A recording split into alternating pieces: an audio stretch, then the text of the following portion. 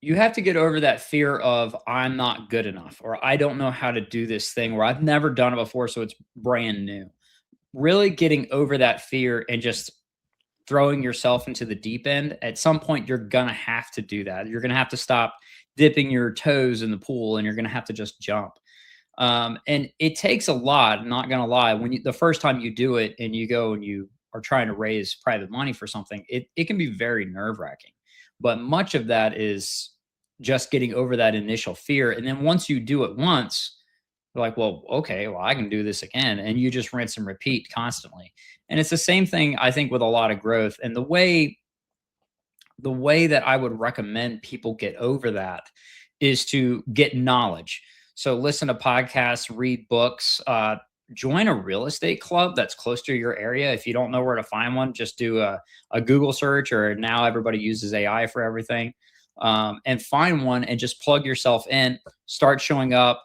Don't worry about feeling dumb for asking a question. You need to ask those questions. And I'll guarantee you, everybody in that room asked a question when they started. So if you think it's not a great question, I encourage you to go ahead and ask it, because people are going to see you're wanting to learn and they're going to want to help you do this. If you're a real estate investor and are wondering how to raise and leverage private money to make more profit on every deal, then you're in the right place. On Raising Private Money, we'll speak with new and seasoned investors to dissect their deals and extract the best tips and strategies to help you get the money, because the money comes first. Now here's your host, Jay Conner. How does someone go from the United States Marines to law enforcement to raising over $400,000 in private money and building real, predictable passive income? And more importantly, how do you do it without being born rich, without a massive audience, and without waiting 30 years to retire? Welcome to Raising Private Money. I'm your host, Jay Conner. Today's guest is William Parmer, and his story matters because it is real. William didn't start with connections or capital. He started with discipline. He found real estate during the pandemic, took action fast, and built a portfolio that now produces over $4,000 a month in passive income. Since then, he's acquired a mobile home park, launched a profitable handyman business, became a coach with Master Passive Income, and he co-hosts the Breakthrough Investor podcast, all while raising hundreds of thousands of dollars from private lenders. Now, in this episode, we're breaking down exactly how William raised the money, what convinced people to say yes, and how everyday investors can follow the same playbook. You're going to meet my guest, William Parmer, right after this.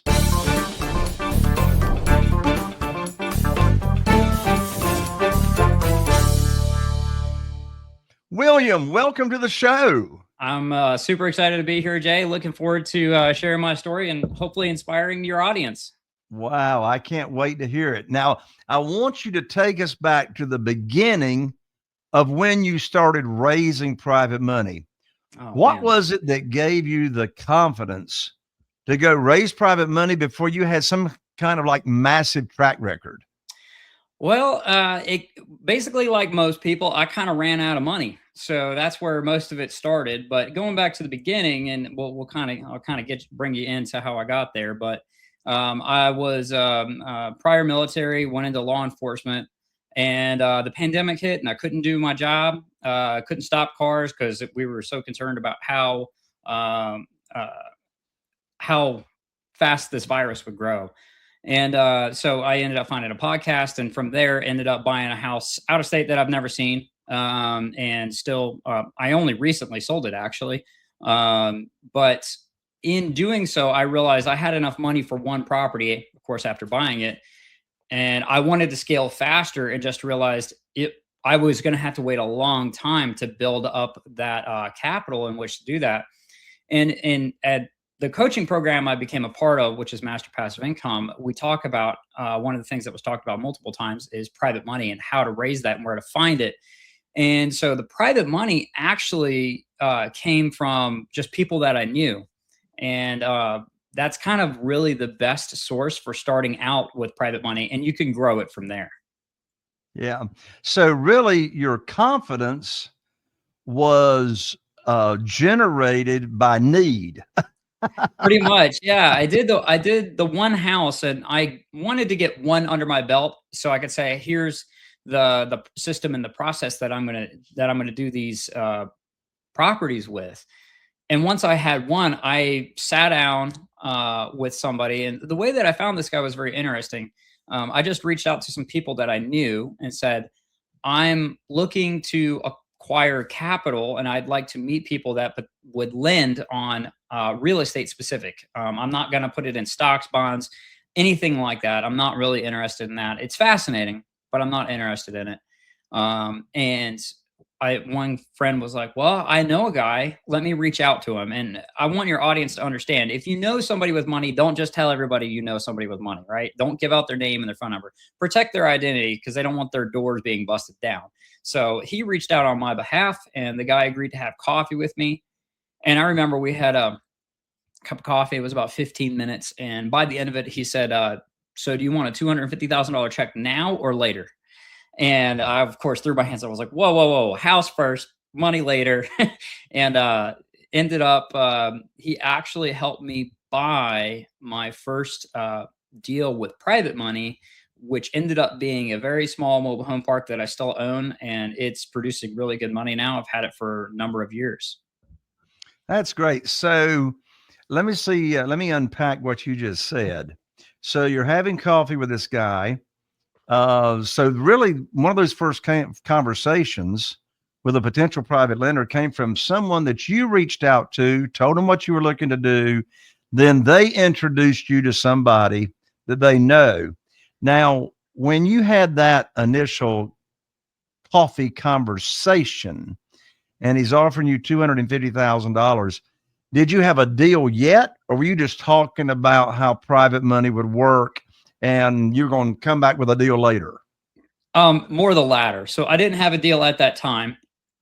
And with private money, what I was focused on was not going to somebody and say, here's the money I want to borrow from you. I approach it like a relationship. These people are individuals as well. And they want to, what are the things that I thought about? Well, if somebody was going to come to me and want to borrow money, how would they do it? What would I appreciate?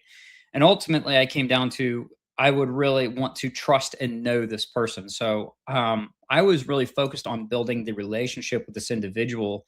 And my credibility came from just the one flip, and he was very happy with it. And fortunately for me, he actually knew of my family at the time.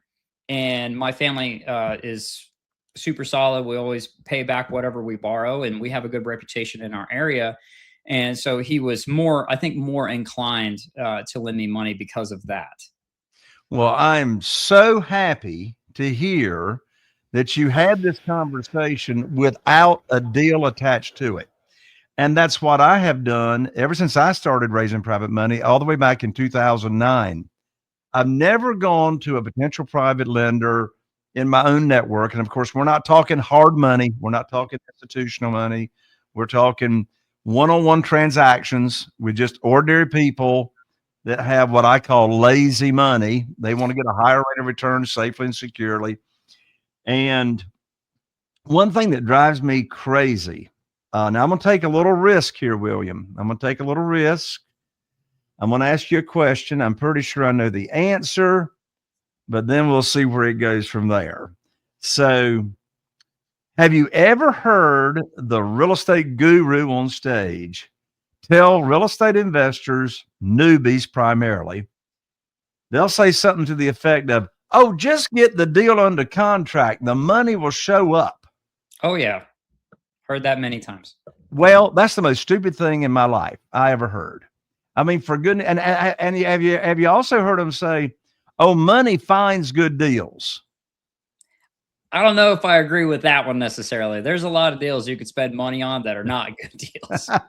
Well, the thing of it is it just seems so potentially stressful to me to go negotiate a deal, real estate deal, single family house, whatever, get it under contract, and you don't know where the money's come from, It right? could definitely be very, very stressful.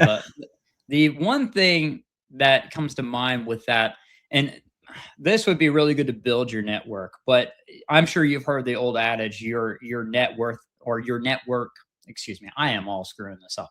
Your net worth is your network. So it's based on who you know and you build those relationships. But I think I'm a lot like you where I really want to have the capital available, know, hey, this person likes lending on this kind of stuff. These are the people I want to call for this deal and be able to bring a deal after I've built that relationship and that rapport. And to me, I'm more comfortable with that. And as an individual, if somebody said, I want to spend your money on this thing, it's like, well, we just met. Yeah. Right. So I I would mean, much rather I mean, build that. you haven't even been on a date yet, you know? Right. Right. And so the attitude that I take, William, is I take the attitude of when I'm starting to build these relationships, I take the attitude and the mindset of being a teacher, private money teacher. That's what I'm looking to do. I'm only looking to add value and give some education to people that have not even been exposed to this world. So I've got 47 private lenders. Mhm. Not one of them had ever heard of private money until I shared it with them. None of them had ever heard of self-directed IRAs and how they can take existing retirement funds, move that over to a self-directed IRA company, no tax penalty. And then the interest we pay them is either tax deferred or tax free. They haven't been exposed to any of that. And in my opinion, if you're talking about this world of private money and the opportunity, and somebody's never heard of it, I mean, for goodness sakes, I never heard of it till 2009 because I didn't have a need, right? And I'm talking about a deal. Well, I'm already sounding desperate. I'm talking Absolutely. about this opportunity. I'm talking about a deal. And I'm sounding desperate when I'm not even, trying to sound desperate, if you will. And so as a result, I've never pitched a deal. I teach them the underwriting criteria, which we get to do, right? Mhm. We set the interest rate that we're offering. It's not a negotiation. Here's the opportunity. I've been paying my private lenders 8%, no points since 2009. No, that's a Same great program. deal. I don't know anybody listening who doesn't know that's a good deal. That's Yeah. a I real mean, good it's deal. same program, right? All these years or same opportunity. And they know how they're going to be protected.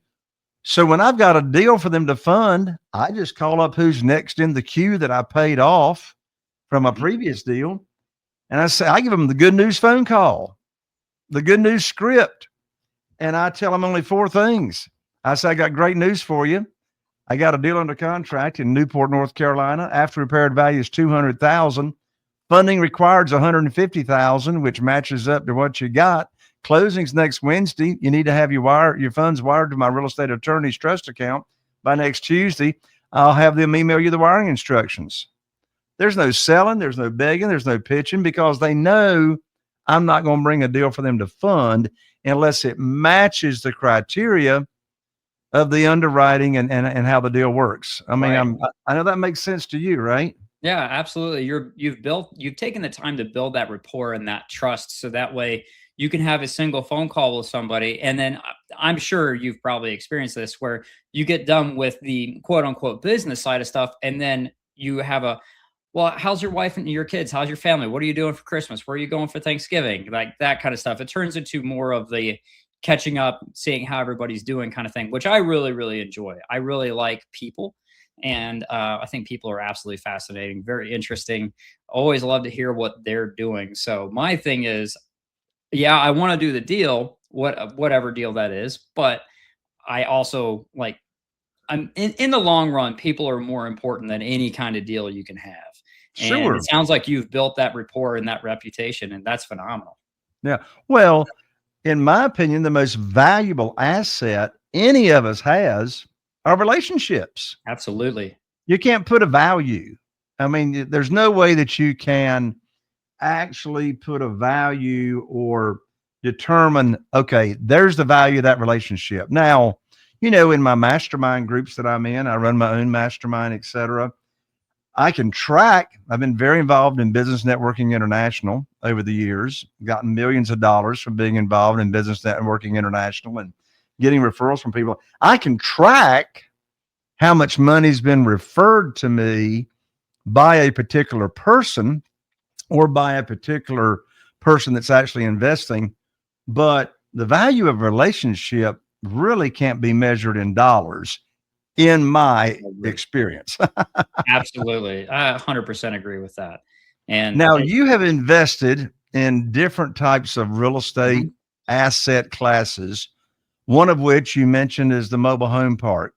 So, why invest in mobile home parks? And what do most real estate investors really misunderstand about the mobile home park asset? oh man, both are like, or the last one is almost a loaded question, but we'll start with the first one.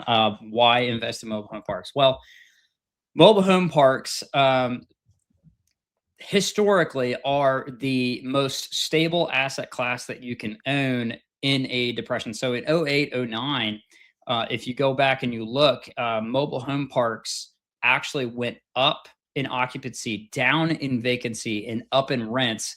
And it was just, they did amazing across the board. And they, next to a cardboard box, is basically the cheapest way to live. And I would say one of the things that they just, there's different ways you can slice it. There's so many different ways to make money on a mobile home park. You can own the land and just the land, not own the trailers, or you can own the land and the trailers and you can put storage on it. Some of them have laundromats and things of that nature. So there's a lot of different ways that you can produce income out of it. And I would say one of the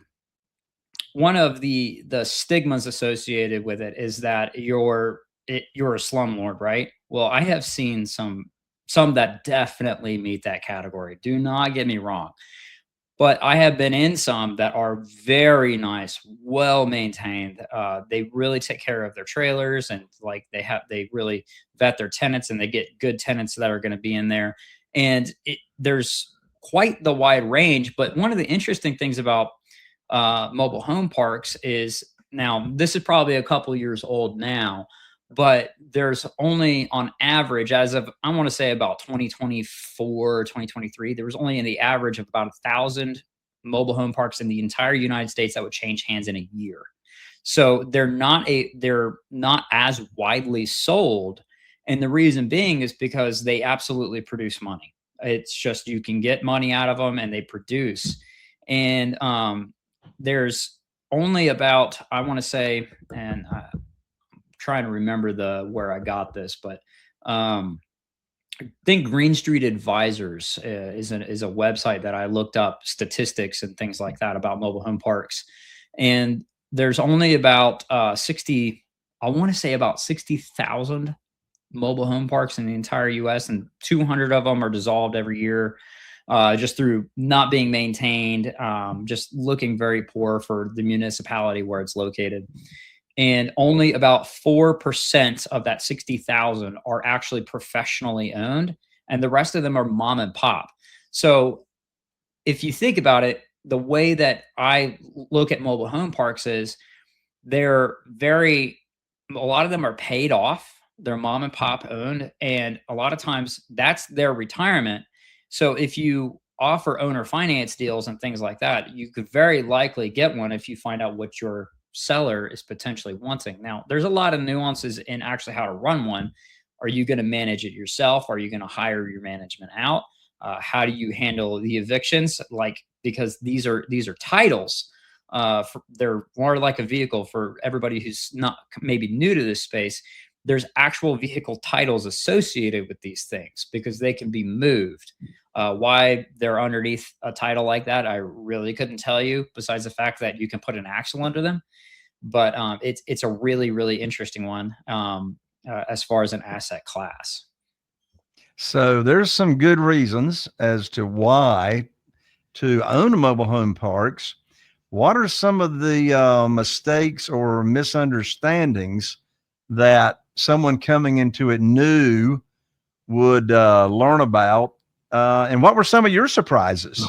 Oh man, several. So there's a difference between when you look at how banks value them. Banks actually value them based on what the lot rent is. And a lot of people will value them based on lot and trailer rent combined, which is not an accurate number for your net operating income of the park. So when let's say you have $250 and you have two trailers, for really easy math. Well, your net income is $500, but if each trailer rents for $750, a lot of people will think that, well, my net operating income is $2,000. What they don't realize is trailers depreciate at an incredibly fast rate. And if you have a trailer that was made in the 90s, well, guess what? They're not very valuable. You'll have people list them, and you can go on Facebook right now and you can find them for 40 grand to 5 grand. It's quite the spread. But they're not super valuable because they really depreciate over about, I think it's about 15 years. But once it's reached its 30-year lifespan, it's losing a lot of value and it's not worth very much. So there's one. And then secondly, oh man, that thought just left me. But I have so many things running through my head with mobile home parks. I really need to like put everything in a checklist. But that was the most surprising one when I bought mine, is I didn't understand how the valuation worked.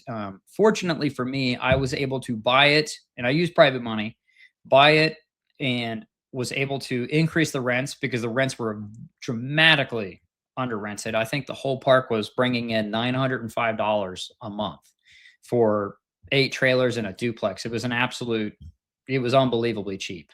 And so I ended up raising rents and things like that, and being able to do a refi out of my private money into a commercial loan. And it's been very stable ever since, but it's been really good. But there's a lot of nuance involved with what will the municipality allow? What's your standoffs from roads? What's your standoff between trailers? Because they go up like a tinderbox if they ever catch fire. And what you can and cannot do, because you'll go one county, they'll allow you to do this thing. You go to the next county and you can't do anything that you could do in the other one. And if you don't do your research and you're finding out, you might be in a little bit of a pickle where you're trying to solve a problem that you really should have found out before. Well, I'm going to share a little bit of trivia with you that you might find interesting, since you are a mobile home park owner. So my dad, Wallace Connor, he's turning 92 years old Christmas Day, 92, and he's still developing a brand new housing development, 350 new houses.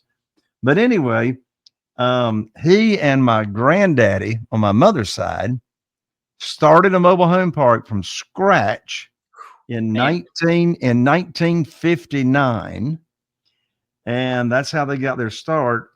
And then in 1987, my dad and his company, Connor Corporation, was the largest retailer of mobile homes in the nation.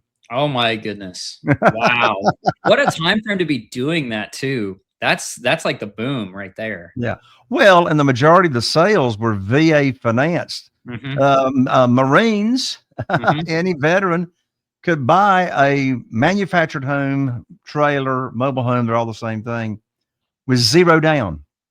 Yep. Zero down payment for for the mobile home financing. But anyway, I wanted to share my background there with you. Let's go back to the private money for a minute. Absolutely. As we're getting ready to move into the tail end of the segment here. But how much of raising private money is mindset versus mechanics? And was there a mindset shift that unlocked everything for you? Wow, that's a good question. I would say a lot of it is mindset. You have to get over that fear of I'm not good enough, or I don't know how to do this thing, or I've never done it before, so it's brand new. Really getting over that fear and just throwing yourself into the deep end. At some point, you're going to have to do that. You're going to have to stop dipping your toes in the pool, and you're going to have to just jump.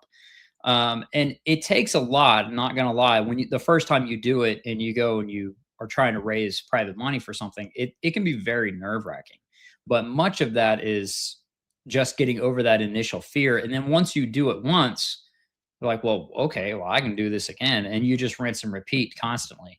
And it's the same thing, I think, with a lot of growth. And the way that I would recommend people get over that is to get knowledge. So listen to podcasts, read books, join a real estate club that's close to your area. If you don't know where to find one, just do a Google search, or now everybody uses AI for everything. And find one and just plug yourself in, start showing up. Don't worry about feeling dumb for asking a question. You need to ask those questions. And I'll guarantee you, everybody in that room asked a question when they started. So if you think it's not a great question, I encourage you to go ahead and ask it, because people are going to see you're wanting to learn and they're going to want to help you do this. So Yeah. what was your second question there, Jay? No, it was just mindset. I mean, was there some kind of mindset shift? And your mindset shift was moving from fear to not being fearful. Right. And one thing that I say to new capital raisers is there's no need to have a fear of rejection when you're not asking anybody for anything. I'm not asking people for money. I'm just sharing with them an opportunity. And if it makes sense to them, that's great. I don't have a deal attached to it yet. So it's not like I'm going to lose out. And the fact of the matter is there's more money than there are deals. Oh, 100%. There's more money sitting on the sidelines than there are deals. One thing I would really say was a motivator for me was I was 27, 28 at the time, and married, couple of kids, and I was in law enforcement. And I just looked at it and said, do I want to be in law enforcement for 20 years and retire? And I knew when I went in law enforcement, I wasn't going to retire doing it. So it wasn't holding me there.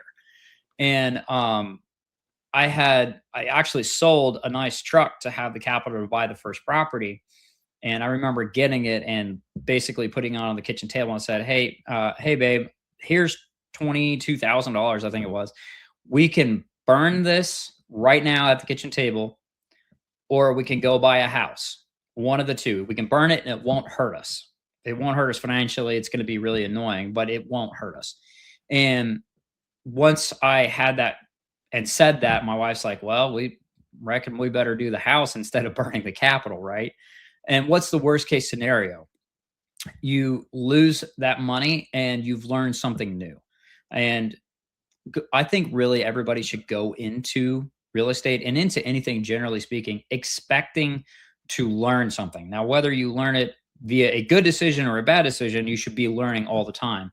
I would just try to filter through the bad decisions and talk to people, share what you're trying to do, what you're wanting to do, and learn from other people and seek advice, seek counsel. Coaching, mentors is a great way to help with that. Absolutely. Well, amazing conversation, William. How can people reach out to you, continue the conversation, and connect with William Parmer? So I've got an Instagram, just william.c.parmer. And I try to respond if people reach out. The other one is I'm associated with Master Passive Income as a coach. So you got masterpassiveincome.com or Master Passive Income expert coaching, and you can find me on there. Excellent. So those URLs again are www.masterpassiveincome.com, right? Yes, sir. Yeah. Masterpassiveincome.com. William, this has been so powerful. Thank you so much for joining me here on Raising Private Money. It's been an absolute pleasure, and wish you all the best, and the same to your audience. Awesome.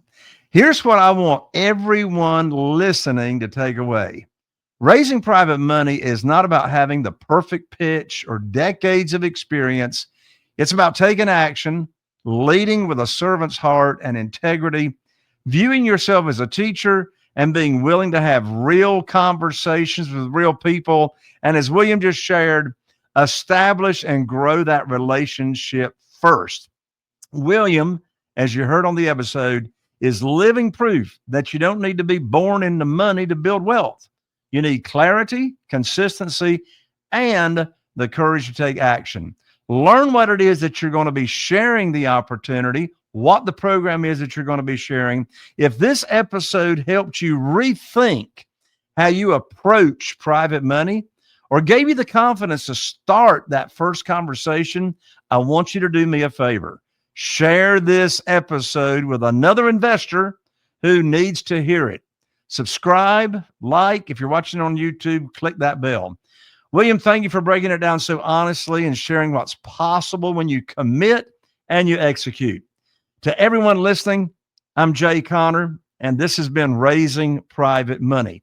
Until the next episode, go take action, go raise money, and build the life you want. Are you feeling inspired by the knowledge you gained in this episode? Then head over to jconner.com/moneyguide. That's jconner.com/moneyguide and download your free guide that shares 7 reasons why private money will skyrocket your real estate investing business right now. Again, that's jconner.com/moneyguide to get your free guide. We'll see you next time on Raising Private Money with Jay Conner.